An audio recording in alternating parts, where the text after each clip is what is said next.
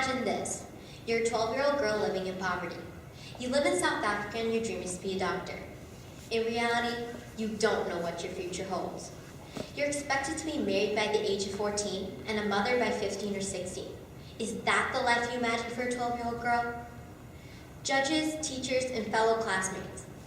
Why is it that we educate girls in the West, while girls in places such as the Middle East, India, and Africa don't go to school at all? Today I'll be telling you about how girls are treated throughout the world, how education works in poor countries, influences, and what we can do. 60 million girls don't go to school because they have to cook, clean, and take care of their household. What about dinner?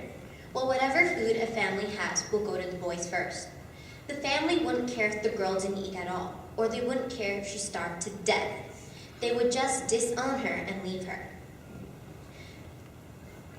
As for the boys, well, they are praised by the family. The reason for this is they will stay in the family, while girls will get married and leave the house. Speaking of marriage, when a girl gets married, her family will have to pay for the majority of the wedding. In fact, they have to buy gifts for the boy's family too. I wish poor girls were treated better. In many places around the world, girls are not even considered people. As I'm talking, I hope you're wondering, why can't poverty girls go to school? There are many reasons why families do not send their daughters to school. The most frequent reasons are they cannot afford it or the girls do not need it. Majority of schools in poor places cost money. Due to this issue, families will use whatever money they have to educate their sons, not their daughters.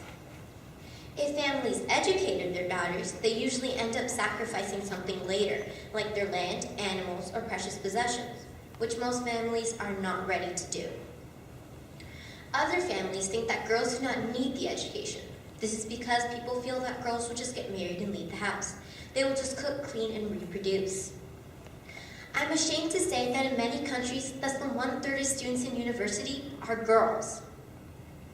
Girls can do more than what they're expected to do. If we could educate those girls, maybe one of them could be our next prime minister, or the scientist who ends global warming, or maybe the doctor who cures cancer. We don't know unless we try. I'm not the only person in the world who recognizes this terrible issue. People such as Malala Yousafzai and Oprah Winfrey are two very good examples. When Malala was 15, she was attacked on a bus in Pakistan by two men from a terrorist group named the Taliban. Luckily, she survived. The Taliban group didn't agree with girls getting an education. However, Malala disagreed and had already created an online blog about how girls should be educated and her own love of learning.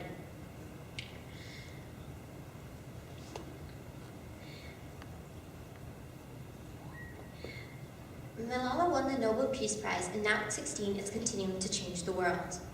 Let us pick up our books and pens. They are our most powerful weapons. This quote from Malala is my favorite. It represents that education is the strongest force in the world. Thanks to Malala and her powerful voice, former British Prime Minister Gordon Brown created a petition with the United Nations that said every child in the world will be in school by the end of the year 2015. Would you use that in that petition? I know I would. Oprah Winfrey is also a very good example. She opened up a free school for poor South African girls who can make a difference in the world, communities, and their homes.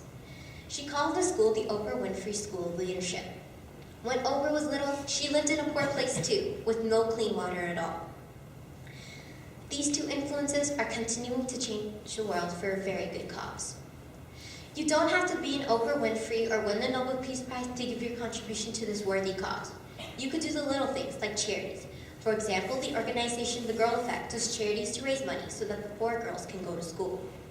Also, you could celebrate International Day of the Girl Child on October 11th.